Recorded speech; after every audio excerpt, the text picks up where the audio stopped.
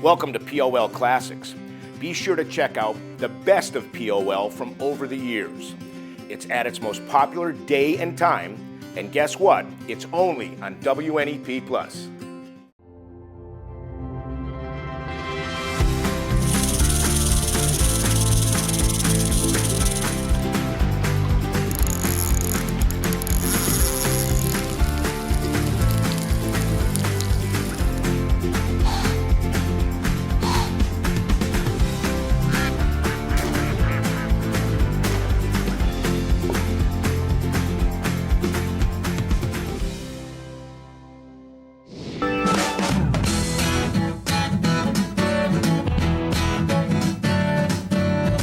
WNEP proudly presents the premier outdoor show in northeastern and central Pennsylvania.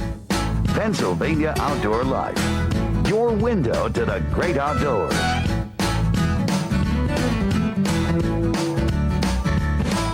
Tonight on Pennsylvania Outdoor Life.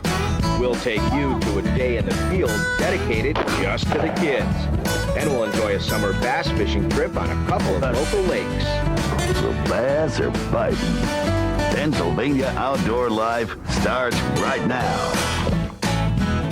For Pennsylvania Outdoor Life, I'm Don Jacobs, and as I make my way out of the cabin to join host Ken Hunter on the front porch, we have to keep in mind the weather. That's been the topic of everybody. It's been some years. I am a Susquehanna River fisherman, and let me tell you, we're upset. The river hasn't given us any opportunity. Jake, the last 3 weeks, my bass tournament's been canceled on Tuesday nights because of high muddy water. Very rare for us to ever have that happen. But in the lakes, it's a different story. Yes, and actually, we've had a pretty good situation in the lakes. One of our own employees over here, Bob Hawkins, invited me to fish with him on White Oak Pond. We went over, had some great fishing, trying some new techniques. Let's take a look at how we made out. Okay, I'm here with Bob Hawkins, and Bob and I have a number of things in common. First of all, Bob, we're both former wrestlers, high school and college. Yep. Now, you've kept your weight nice and trim. As you can see, I have not, so you're still at your fighting weight. We also work at the same station, Channel 16, where Bob is the controller at the station. And we also have another thing in common. We both love the bass fishing. We both fish in tournaments, and that's why I'm here today. You've invited me as your guest. Why don't you tell us a little bit about what we're going to be doing and where we're going to be doing it? Sure. Today we're out just outside of Waymart here, and this is a state access lake. It's called White Oaks. We're going to fish for some largemouth bass today. We'll be fishing in some extremely heavy weed cover today. There's a lot of lily pads, there's a lot of stumps, all the elements that really are very conducive to largemouth bass fishing.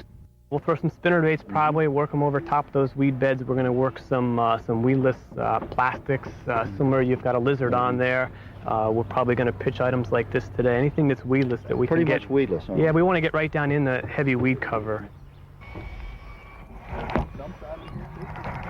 Here we go.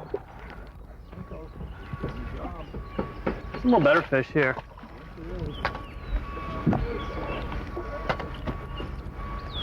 A little better fish.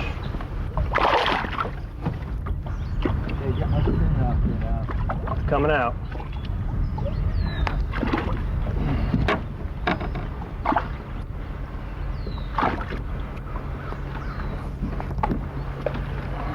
It's a little better fish. They got some gorgeous colors to them, don't they?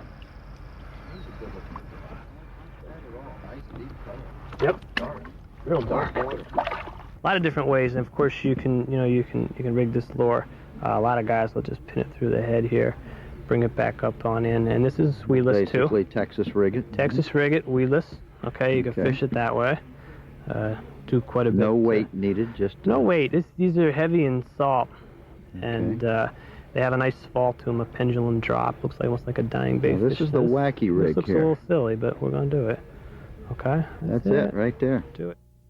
A lot of fishermen aren't really fishing it till after it drops. They don't realize it.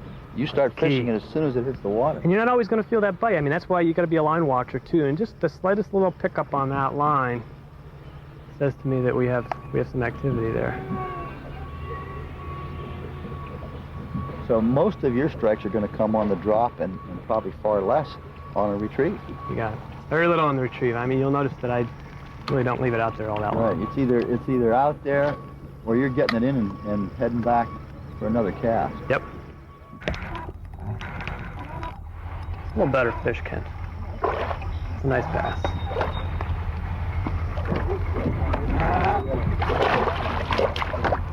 That's a good fish. Yeah, that's a nice fish. Oop.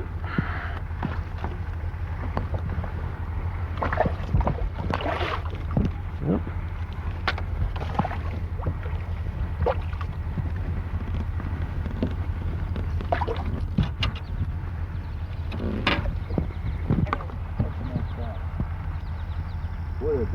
Yeah. Real pretty fish. I'm back in the water here. See if we get the jump for us.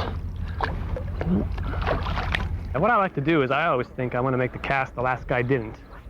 You know what I'm saying? So, a lot of times I'm going to get hung up and I'm going to break off, but I want to present in a way that the last guy didn't. So, out in the weed cover. Pickerel. Yeah, it's a pickerel. It's a pickerel. Grab that lizard right away.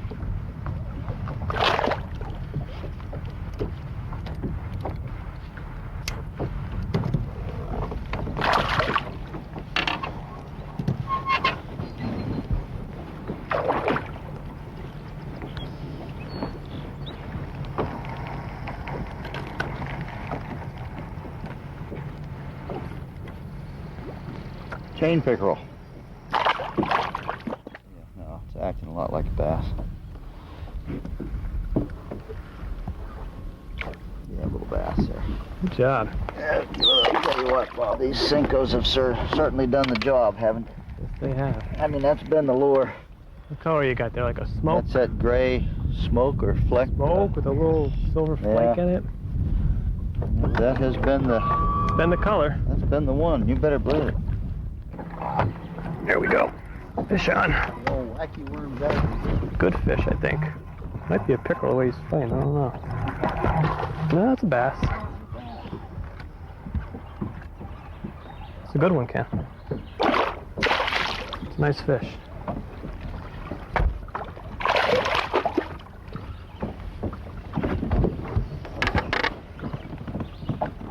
Well, he was right down in those weeds. That's a good bass.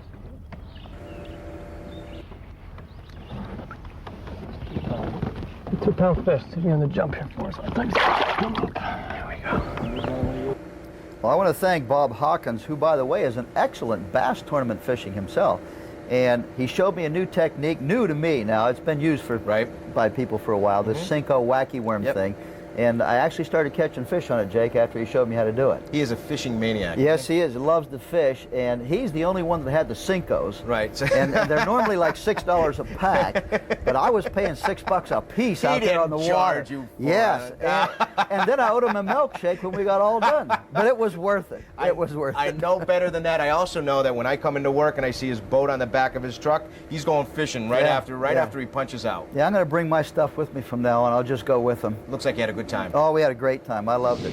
We'll have even more POL Classics on WNEP Plus right after this.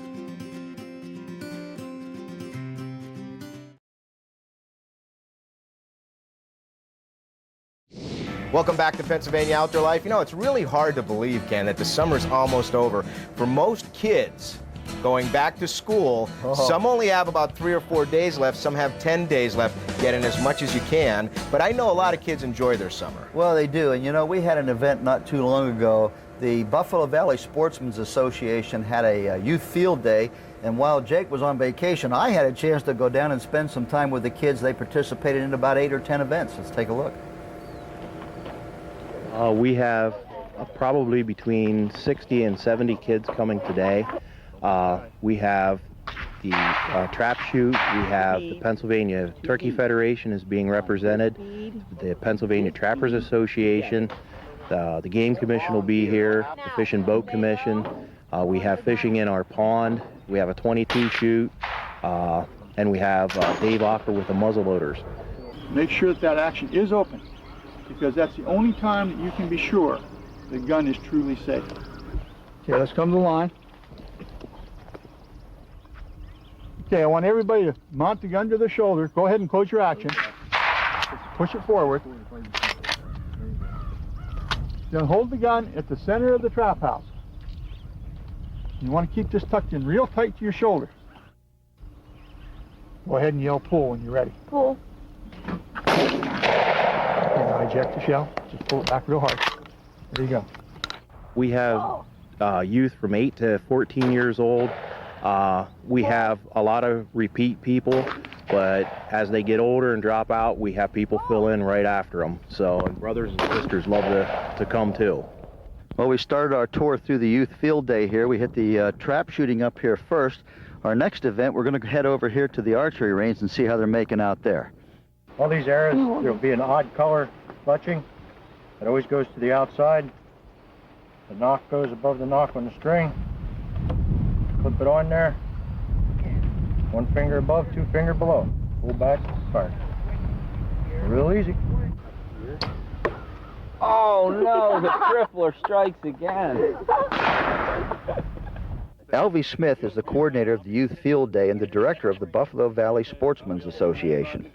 We set up for 100, and whatever we get from 100 or less is what we take. The first year that I was in charge, we had 120 kids that wanted to come, and I had a waiting list. This year, there's a lot of other things going on, so it's not quite as many as we usually have. Here. Here. The safe's off. Okay, so it's ready to shoot.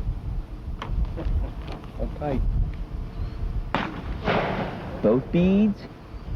Thanks for the help. Both beads together on the red, okay?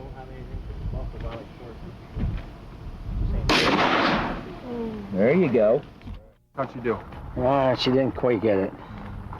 Didn't quite get it yet. Must be pull.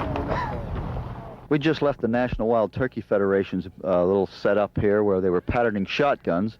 And speaking of turkeys, I hear the sounds of turkeys up this way, so we're going to go check out what the Game Commission's doing right now. Okay, you're going to be my hunter today, okay? This one. Here's your hunting vest. John Rank of the Pennsylvania Game Commission demonstrates to the kids how they would perform a field check of a hunter. What we are going to explain to them is where they need to display the license, the amount of blaze orange they need, and things like that, and what we look for when we do a field check as we're driving around on patrol.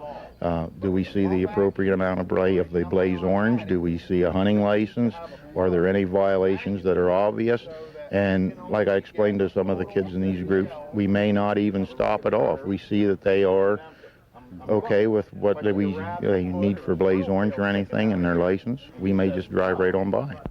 People doing what they're doing here at the Sportsman's Club, how do you rate that? Super, Ken. It is great. I mean, it's good for the kids whether they hunt or whether they are coming up to be a hunter. It gives them an idea of what they can expect, what they might like, what they might not like, and it also gives them a lot of good information.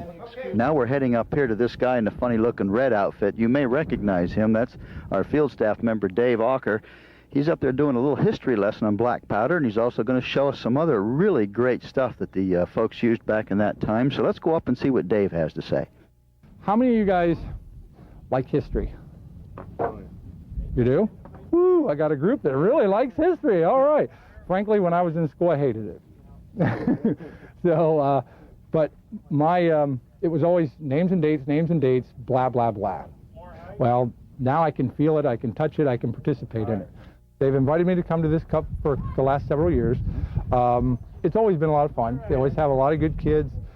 They always seem to be very interested in the history side as well as the shooting side of the muzzleloading station, which I have. And today that's what I'm giving them, more of a history lesson than an actual shooting lesson. But it's always been a lot of fun. And it's very enjoyable. It's good to see them enjoying history. So squeeze hard.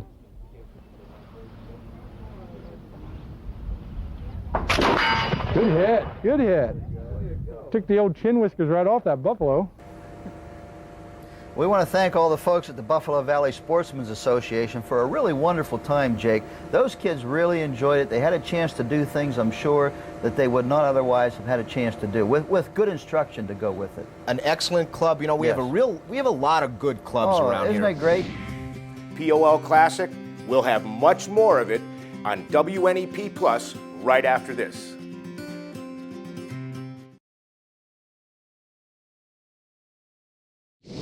Welcome back to Pennsylvania Outdoor Life. You know, Jake, it's no secret it's been a very wet year, and that's good because that certainly helps to keep the fires down, but we have someone going to give us a few tips on how to prevent that in dry years. Yes, and there is still time to get out there and camp. Yeah. There's still fall camping to be done. Let's go to Field Staff Member Jackie Voss for a little bit of a camping, fire-related tip. Many of us enjoy a good campfire for its many uses. It's cooking, heating, roasting marshmallows, even providing an atmosphere for storytelling. But before you build your campfire, some basic tips to follow. Build your campfire on a fire-safe spot. Bare ground, a grate, or even rocks around it. Make sure your campfire is cleared of any debris that you have around it. An 8 to 10 foot radius is always a good rule to follow. Make sure it's a safe distance from any trees, shrubs, dry grass, even your campsite. If conditions are windy, you may want to consider building a fire pit. And never leave your campfire unattended. Always make sure it's fully extinguished. Push the logs away, pour water over the ashes, even if this means repeated trips to the river or lake. And always remember, never leave your campfire smoking, smoldering, glowing, or hot. And this will help you and your family have a fun and safe outing. I'm Jackie Voss with the tip of the week. Hey, thanks, Jackie, for that great tip. I hope to get out and do some camping, get some pictures for the family photo. And speaking of pictures, we're going to go take a look at our photos right now. Keep those photos coming. Let's see what just came in. We open this week's edition of Pennsylvania People and Places with a husband and wife team. Here we see John and Cindy Parks of Montoursville and the pair of bucks they shot while hunting in Sullivan County near Hillsgrove. John's deer had 8 points and sported a 16 3/4 inch spread, while Cindy's had 7 points and a 20-inch spread. Cindy tells us she's been hunting with her husband for the last 10 years, and she couldn't be more proud of these deer. In our next photo, we see Jeff Cattell of Honesdale and the nice 8-pointer that he harvested this past rifle season. Jeff was hunting in northern Wayne County when this bruiser presented a shot. The weapon of choice, a Winchester 300 short mag rifle. Sending us this photo is Jeff's good friend, Wayne Rollison. How about another deer photo for the evening? Thomas Raskowitz of 44 is seen here with a 6-point buck that he harvested on the last day of the archery season. Thomas took this deer while hunting in Fairmont Township near Benton. Congratulations, guys. Let's check out some successful turkey hunters. Don Metzger on the left is seen here with his grandson Will Safin of Stroudsburg on the right, and the gobbler that he shot during the second week of the turkey season while hunting in Scott Run. Don's bird weighed in at 20 pounds and had a 9.5-inch beard. By the smile on little Will's face, I would bet that he just can't wait to be old enough to take his own first bird. And finally tonight, here we see Jerome Slusser of Brennicksville and the gobbler that he shot on the first Monday of the spring season in Lehigh County. Jerome's bird, field-dressed, weighed 18 pounds and had a beard of 8.5 inches, and it sported 1-inch spurs.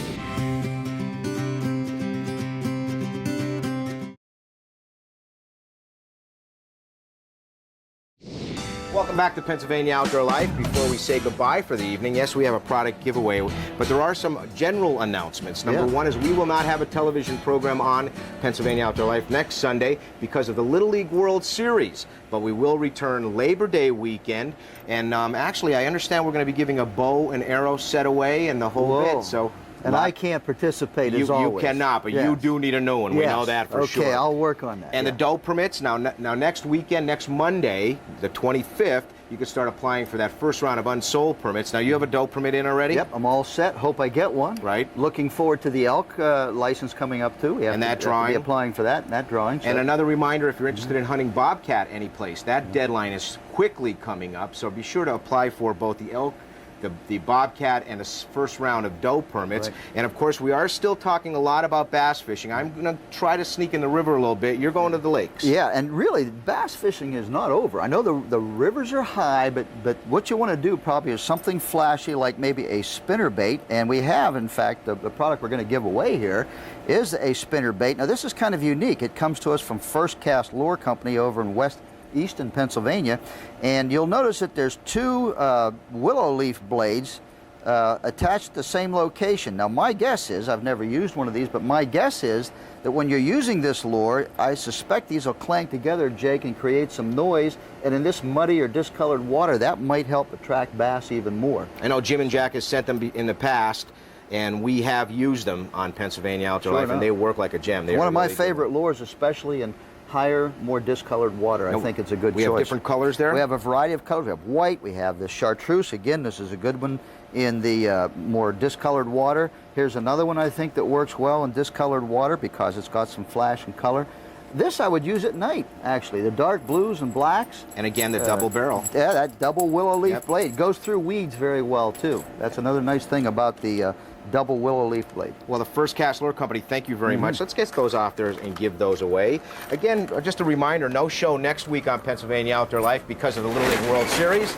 We will be back, however, Labor Day weekend with a check presentation from the local bass club for muscular dystrophy. Oh, that would be a nice deal. Hold on, Yeah. we do. We have some money coming for MDA. Let's dig down deep here and turn a couple over. Let's see what we have. Who's it going to there, bud? Well, we've got no name. Ann Oh, Van there Dyne. it is. Ann Van Dyne, Muncie, Pennsylvania. Congratulations, Ann. Hey, have a good week of fishing. Yes, sir. And You too. for all of you at home, for Don Jacobs and Ken Hunter and everybody else on the Pennsylvania Outdoor Life team, thanks for joining us and have a great week and a great outdoors. So long now.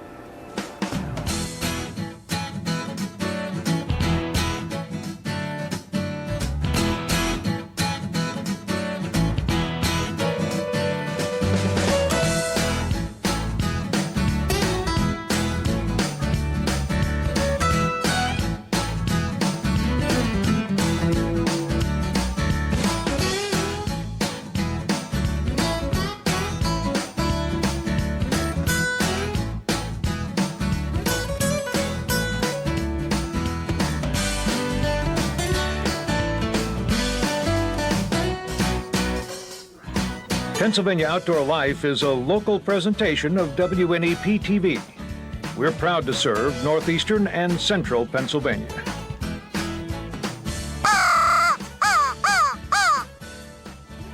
Thank you for joining us for a look back at POL Classics. Now I'm going to invite you to join us every Sunday night at 6:30 on WNEP+.